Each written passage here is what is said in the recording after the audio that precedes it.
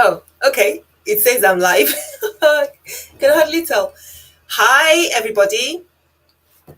If you're watching me live and if you're watching the replay later on, welcome. I'm Dr. Sylvia, and this is Askawayhealth. It's been such a long time since I put out a live video. It's actually been really nearly to the day about 12 months because I looked up my previous live um, video, which was let me show you, which was yeah, if you can see on the screen. That was on the 7th of May 2021. Depo shot makes me sleepy and worse side effects.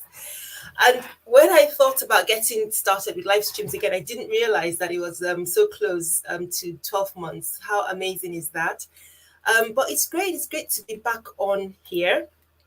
Um, and if you've watched any of my videos, of course, you know what we do. But if you're new to my channel, if you've just stumbled onto this, I'm Dr. Sylvia, a general practitioner, and I love to talk about everything and anything to do with women's health. My goal is to educate women as much as possible about our bodies, things that could affect us, and how we can live better. So that's what Ask Away Health is all about.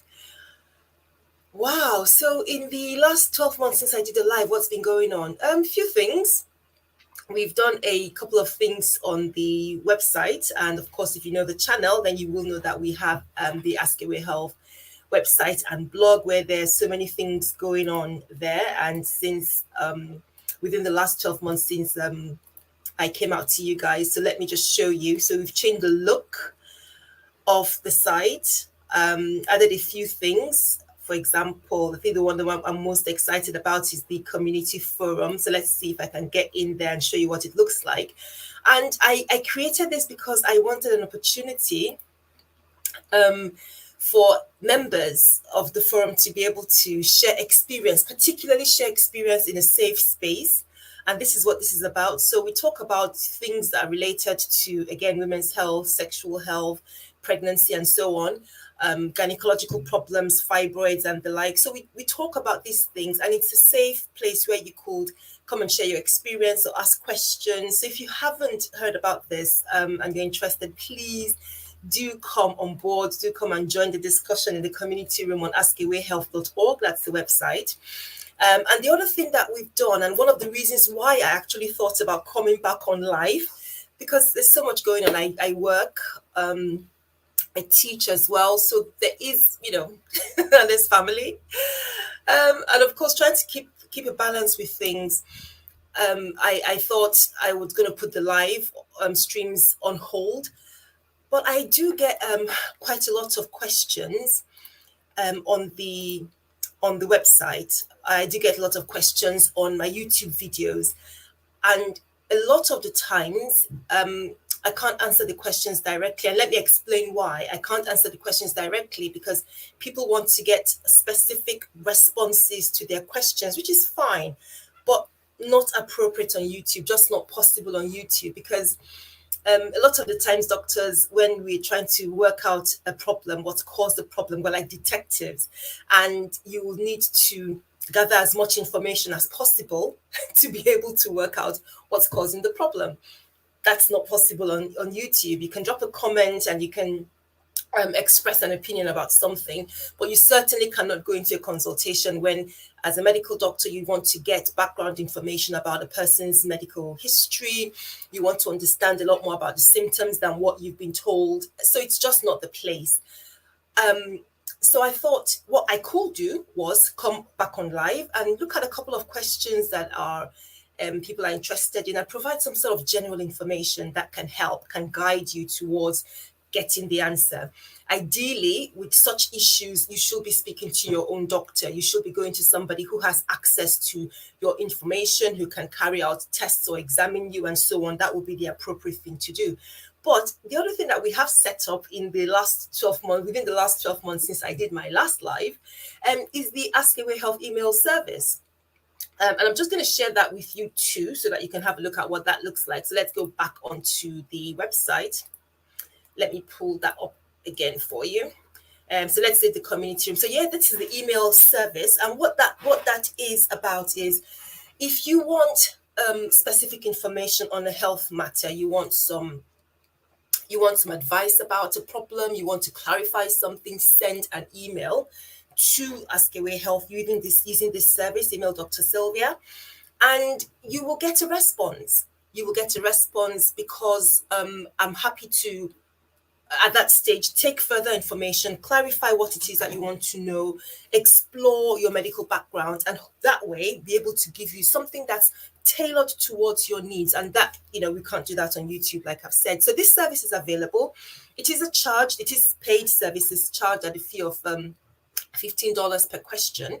So, and that is all going towards maintaining the website. It does take some time to put these things together, to put together the resources and the material. So it is charged, but you will get that focus, that attention that you need. If you think, I don't really want, or I'm not really able to go to my own doctor, but I really want to understand this better. I don't want to rely on Dr. Google. And yes, so you can send that request through, and we'd be happy to go into some detail with you, clarify what you need, and then give you advice and information that's suited to your needs. So that's what I've been doing for the last 12 months that I've been off live. But of course, if you've been a member of the channel, or you've been subscribed to the channel, then you've been seeing the videos. You would have been observing the videos that we've had. So that would be great. Hi, I've got a message from Abigail Crown. Good morning. Thank you for joining. How are you doing? So like I was saying, yes, we have had loads and loads of videos on the channel during that period. And we've gone through so many different things. My goodness. Go and have a look. Go and have a look. We've got playlists on fibroids, on endometriosis, of course, talking about birth control issues. So we've had lots of things going on. Today, I wanted to look at a couple of questions. I promised myself this is not going to be a long live stream. I'm going to release you hopefully within the next 10 minutes. But what I want to do is look at a couple of questions that have come into my comment section after previous videos, and people want to know about it. So I'd like to take some time to explore those things and respond. Just give some general information that will hopefully guide you in the right direction around that matter. So I'm going to pull up the questions. Bear with me a second while I pull those up. So let's go with question 1, and I'll just put that on the screen. So this is for my comment section. Like I said, I have been using Depo Provera for 2 years. Of course, I've got a couple of videos on Depo Shot or Depo Provera. That's the birth control method that contains the progesterone injection. And she says, now we are planning to have a second baby. What are the precautions and measures I should adopt to conceive a healthy baby? Fantastic question. This is lovely because this is what we want. You're thinking ahead. You've been using the Depo, and you're thinking, right, next stop, we want to have a baby. What should I do?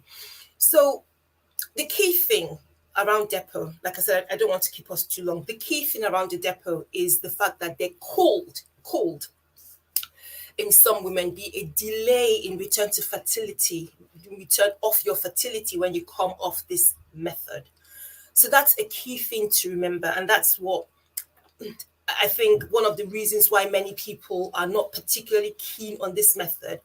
But if you think, right, this is when perhaps in the next couple of years I intend to start my family, then if you choose to use the Depo, then you think, right, if I'm going to start my family in a couple of years' time, then I'm going to come off the method fairly early on and make sure it's not a concern when I don't fall pregnant straight away, because you've given yourself time to plan. So the first thing is, right, you're on this method, you've been using the Depo. If you come off the Depo today and decide, right, I'm not going to have any more injections of the Depo, it will take some time. In some people, it could take 3 months or less. In some people, it could take up to 6 months. Studies indicate that it could take up to 12 months. We should not. So the bottom line is, it could, in some people, take up to 12 months for the return to fertility. So fertility will return, but it could delay in some people, and it varies from one person to the next. So having that at the back of your mind, if your fertility returns in 3 months, fair enough. But if it's delaying a little, it's not to panic. It's that this is possibly as a result of the Depo injection, given everything else going around. And I'm saying, just considering that the Depo. So what I mean by that is you're otherwise well in yourself, don't have any other medical conditions or concerns. So you see, this is why sometimes going to answer these questions and just giving a random response that fits everybody is not always appropriate, because something else may be going on in the individual's life. She may have some other health issues that mean the answer isn't as straightforward as what it would be ordinarily. So just to clarify. So the first thing is just to have at the back of your mind that there is an element of planning and realizing that it's not one of those methods which, if you come off it, your periods resume the very next month or within 6 weeks. They might do, but it is possible that they may not. This is the nature of the method. Okay. Because some women, while they're on the Depo, stop having periods. And some, may have lighter periods that they might, the periods change. So, and the same happens with other methods of contraception. So, for example, if you're on the combined contraceptive pill and you decide to stop the pill because you want to start your family, what we would say is that you'd usually expect your period, and by implication, your fertility, to resume within a few weeks of stopping the pill. The Depo is slightly different for some people. Now, once we've got that out of the way, so once you realize that if you choose to stop the Depo today, it might take a few months before fertility returns. What should you do? The aim is to have a healthy baby. So the same thing that I would say to every other person who is intending to have a healthy baby down the line. If you're actively planning, the aim is to keep yourself healthy. So it's maintain your healthy lifestyle, eating healthy, keeping a healthy weight, making sure that you are exercising, so keeping active. So you want to make sure your diet is healthy, your diet is full of fruits and vegetables, a reasonable and moderate quantity of the different food groups, so your carbohydrates, your fats, because when you get pregnant, you're going to need the energy, you're going to need the proteins, you're going to need the fats, you're going to need the different food groups. This is not the time to go on some type of diet or the other. So it's getting into the habit, the routine of eating moderately of the different food groups and eating healthily. As much as possible, make sure that you are keeping active. So it might be swimming, it might be yoga, it might be taking walks, it might be doing fitness exercises, whichever it is. Maintain a healthy weight, keep active. All that helps to keep your heart going well. Women can have serious heart-related problems in pregnancy.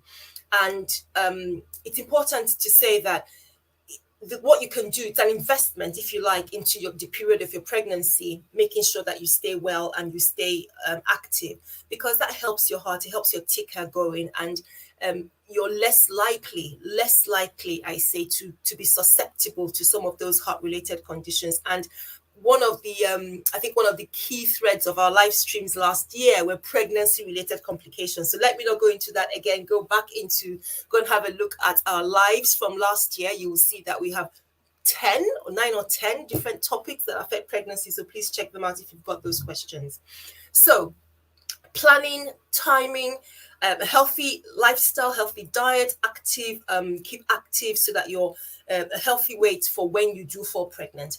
What about prenatal vitamins? Yes, you're thinking of having a child, so you're just getting yourself ready. If you decide that you're going to go off the Depo, then you don't know where you're going to fall pregnant. What we're saying is that potentially your periods could start at any point within the next few months, but you want your body getting ready. So get started on folic acid or other prenatal vitamins. That would be the other reasonable thing to do. The other thing I would recommend is engage early with your healthcare provider, with your doctor. Now, the reason for this is particularly if you have some other health conditions going on, if you're diabetic, for example, or you've got heart problems or anything really, but just engage with your doctor.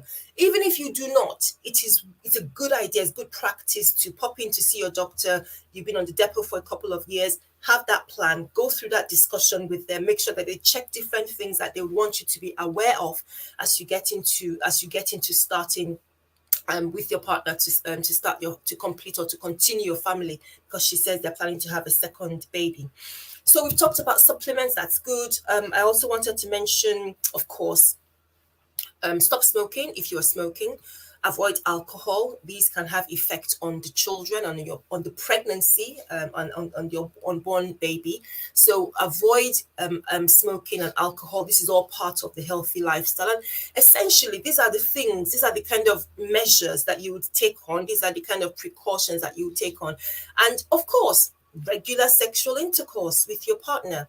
So you're trying actively. So what we'd recommend usually is at least 3 times a week.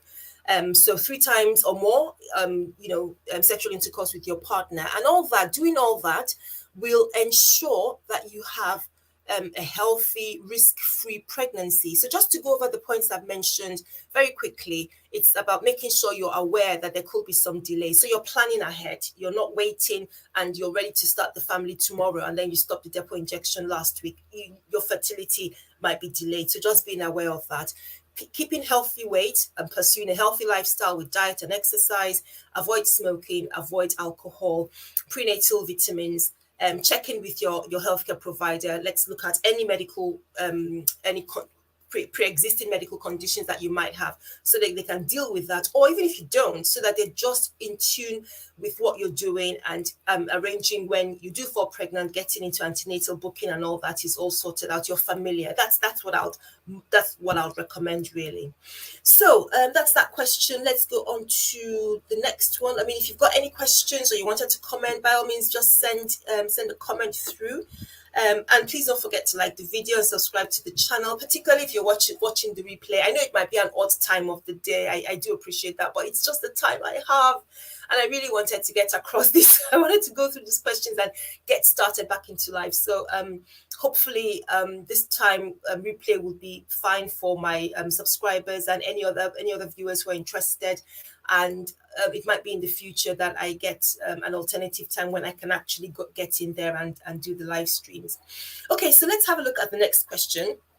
So we've just tackled one that's related to pregnancy, and this is about birth control. I do a lot of talking about birth control methods just to make sure that you've got the right information, you're using the method the right way, and not sort of panicking about what's going on if you use the birth control method. So I've talked about different types of birth control on the channel. So I've got this question, says, I had unprotected sex on Tuesday morning, 26th of April. My period was planned to come on the 28th, 2 days later. I took an emergency contraceptive 40 hours later from sex on the 27th. My period hasn't shown up so far. Am I pregnant? For those of you who watch my, oh gosh, I've got so many, what to expect, how to know if the pill has worked, reasons for bleeding on plan B, and so on and so forth. I bet you can answer this question, but I'm just going to go through it. So she says she basically had sex outside of her fertile window. That's just a sort of straightforward answer to this.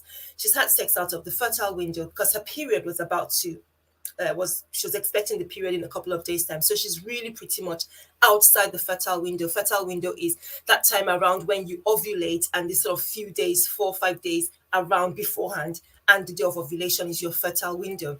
By the time you come to when your period is about to start, we're well away from the fertile window. So the chances of pregnancy already are quite slim at that point. But it is still best practice. We still recommend that if you are not, you don't want an unplanned pregnancy, then use emergency contraception as soon as possible after sex, at any point during your cycle. We know it is the ones that delay ovulation, they're most likely to work, or they work best if you take them before ovulation, but that shouldn't stop you taking them at any period of your cycle when you've had unprotected sex and you're not prepared for pregnancy. So her period was planned to come. She's taking the pill 40 hours after sex. So she's within the 72 hours. She's taking the pill correctly. That's fine. And her period, she's worried her period hasn't shown up so far. She didn't really tell me. I think this was sent a couple of days ago. So she said the period hasn't shown up so far. So it's unlikely she's pregnant. And the reason for that is, number one, the risk was small because she took it in the fertile window. And number two, she's taking the pill properly. So if it's somebody who has one of those dodgy menstrual cycles where we're not sure is she going to ovulate at this time? Because the apps are all very well and good, but they are a guide. They're a guide, ladies. Don't forget. Even a woman with a regular menstrual cycle, month after month after month, ovulation can still change. So you might ovulate on the 14th. In 1 month, and the next month it might be on the 15th, or next month it might be on the 13th. These things do vary, even in somebody who's got a regular cycle. So in this instance, it's unlikely that she's pregnant. Why hasn't her period come? Possibly the effect of the hormones. Possibly the effect of the hormones. Again, you see why I want more information about this. I'd like to know, what is your usual menstrual pattern like? I don't have that information. Is there anything else going on around your life? I don't have that information. So again, it's just a general guide. How do we know if the pill has worked? We don't know. There's nothing that indicates. The fact that she's not had a bleed doesn't tell us the pill worked or the pill didn't work. Nothing like that. It doesn't work that way.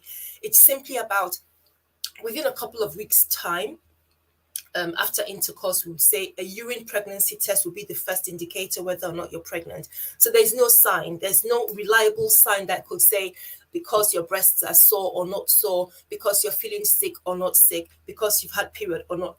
We don't use any of those. It is just waiting until you can do a pregnancy test to check whether or not it's worked. So I don't think she's pregnant. I think it's most likely that the reason her period has not come is because she has taken the emergency contraceptive containing hormones, which has somehow affected and delayed her period slightly.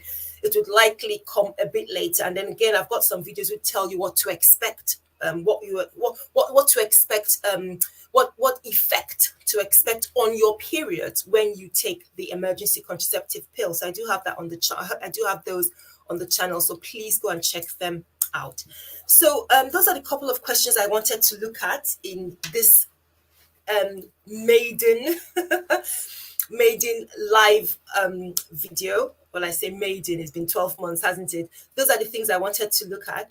So again, send me comments or questions on the community page, or on a video if you wanted to clarify something. I can give general information. If we're looking at more specific advice, then please go into the email service that we have. I promise you the best of information, the best of care is what we dedicate to giving you. So thank you so much for joining me. Abigail, thank you so much for popping in. I've got somebody else, like, I don't know who it is, they've not said hi, but thank you so much for joining me live. I'm going to sign out now because I have gone longer than I planned, but I promise the next ones will probably be a bit shorter because we'll just go straight into the questions. But of course, I just had to explain to you what I've been up to in the few months when I've not been on live. So hope you have a great weekend, and thank you so much for watching. Take care. Bye-bye.